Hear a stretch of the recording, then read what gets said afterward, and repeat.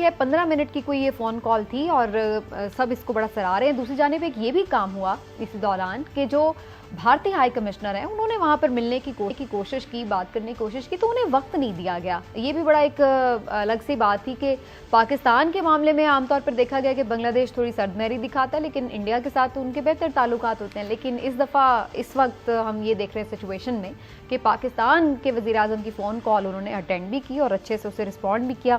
Lolly صاحب سے جانتے ہیں کہ کیا معاملہ ہے, کیا شفٹ ہونے جا رہا ہے اس ریجن میں معاملہ سارا پاور گیم کا.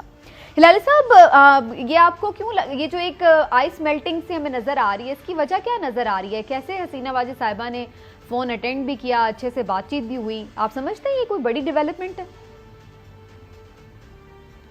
دیکھیے, پہلی بات یہ ہے کہ حسینہ واجد نے تو کبھی چھپایا نہیں ہے کہ وہ پاکستان سے نفرت کرتی ہے اور بار بار یہ بات کہتی رہی ہے, اور سب چیز جو ہوا ہے بنگلہ دیش میں اس پہ حسینہ نے ہمارے پہ تھوپ دیا ہے.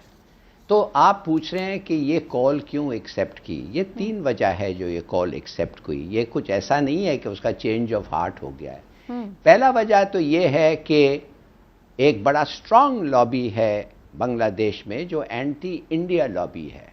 وہ اینٹی انڈیا لابی حسینہ کے خلاف ہے, اور وہ سمجھتی یہ ہے کہ اب وقت آ گیا ہے کہ ان کو بھی تھوڑا سا ہم بتائیں کہ ہم ان کے خلاف نہیں ہیں, یہ ہمارے لوگ ہیں, یہ اینٹی انڈیا ہیں. اب میرے خلاف رہے ہیں مگر میرے خیال اب وقت آ گیا ہے ان کے ساتھ بھی شاید مل کے چلنا چاہیے. اس لیے کہ وہ جو لوگوں کو ٹانگنا تھا اس نے ٹانگ دیا, خاص طور جماعت اسلامی سے. دوسری بات یہ ہے کہ وہ سگنل کرنا چاہتی تھی ہندوستان کو کہ یہ جو تمہارا نیا پالیسی ہے کہ آسام میں جو بنگالی مسلمان ہیں ان کو نکال کے تم, حالانکہ وہ انڈین سٹیزنز ہیں, تم ایسے شرط لگائے ہو کہ وہ میٹ نہیں کر سکتے, لہٰذا تم ان کو واپس پھینک رہے ہو بنگلہ دیش میں. یہ غلط بات ہے اور یہ بڑا انپاپولر ہو, تم بہت انپاپولر ہو رہے ہو اس لیے. اور ساتھ ساتھ روہنگا کے بارے میں جس قسم کا ایٹیٹیوڈ مودی کا روہنگاز کے ساتھ ہے وہ بھی بنگلہ دیش کو بہت ہی کروئل لگ رہا ہے. ناٹ اونلی کروئل, پوری رسپانسبلٹی اور پورا اس کا برڈن بنگلہ دیش پہ آ رہا ہے, تو وہ بھی اس کو اچھا نہیں لگتا ہے. تو یہ 3 باتیں ہیں جو میرے خیال میں وہ بتانا چاہتی تھی ہندوستان کو, اپنے لوگوں کو اور ہندوستان کو, اور پروٹیسٹ بھی ایک لحاظ سے کر رہی ہے. تو آپ کو نہیں لگتا ہے کہ پاکستان کے کوئی قریب ہونے جا رہا ہے بنگلہ دیش؟ دیکھیے, وہ نہیں ہو سکتا. 2-3 وجہ یہ ہے. پہلے وجہ یہ ہے کہ اس کی پرسنل سیکیورٹی جو ہے بنگلہ دیش میں نے سنا ہے کچھ حد تک, کافی حد تک وہ ہندوستان کی رسپانسبلٹی ہے. اچھا, سنا یہ ہے کہ کچھ شاید ہندوستانی ہے جو اس کو گارڈ بھی کرتے ہیں, نمبر 1. دوسری بات یہ ہے کہ اگر ہندوستان ان کے کو یہ بہت ہی پریشان کی اور اگر انہوں نے کوئی اکنامک سٹیپس لیے یا پولیٹیکل سٹیبلٹی کو تھریٹن کیا بنگلہ دیش کا, تو یہ جو 8% گروتھ ہے اور اکنامک نیا میریکل ہے یہ بھی تباہ ہو جائے گا, ختم ہو جائے گا. اور فائنلی میرے خیال میں, شاید میں ضرورت سے زیادہ کہہ رہا ہوں, فائنلی میرے خیال میں حسینہ انڈیا کے ساتھ میں وہ پوزیشن میں ہے جو غنی امریکہ کے ساتھ میں ہے افغانستان میں.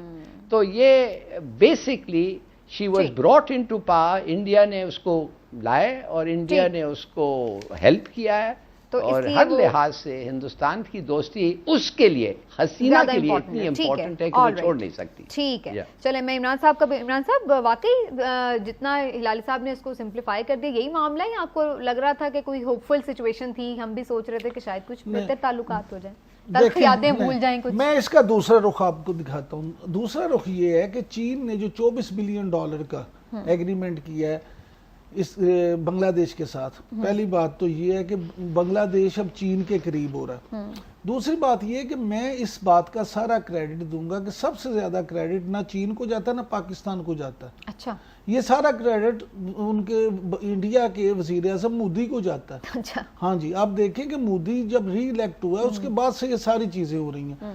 مودی نے جو پالیسیز اختیار کی ہیں ان کی وجہ سے یہ ریئیکشن ہے. آپ دیکھیں 2-3 وجوہات ہیں. انڈیا میں جو شہریت کا ترمیمی بل ہے, جیسے لالی صاحب نے کہا تھا, ایک تو بنگلہ دیش کو اس پہ بڑے اعتراضات ہیں. दूसरा, बांग्लादेश और चीन के जो ताल्लुकात बेहतर हुए हैं उनकी वजह से अब इंडिया के साथ उसे एक अपना अल्टरनेट नजर आ गया।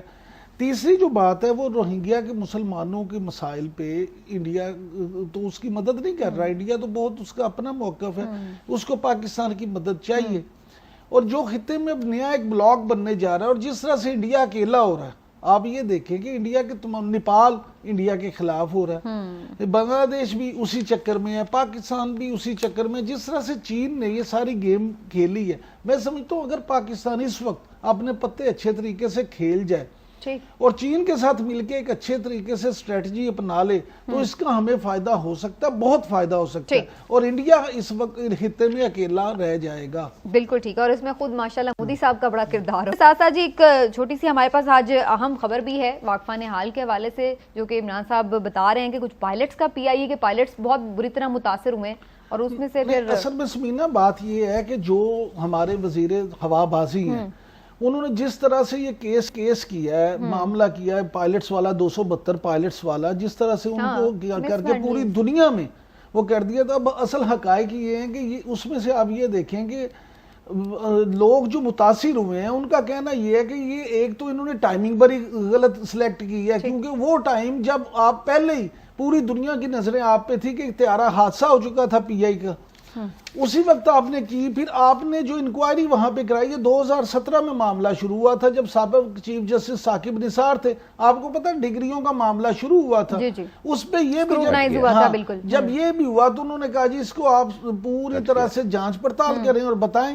उस वक्त एक कमेटी बन गई। अब सेक्रेटरी सिविल एविएशन की बजाय सेक्रेटरी मैरीटाइम जो थे उन्होंने वो इंक्वायरी की, यानी पहले तो इंक्वायरी ही मुतलका बंदे ने नहीं की, उसके बाद उन्होंने उनको बताया सेक्रेटरी सिविल एविएशन को, उन्होंने जाके अपने मिनिस्टर को बताया।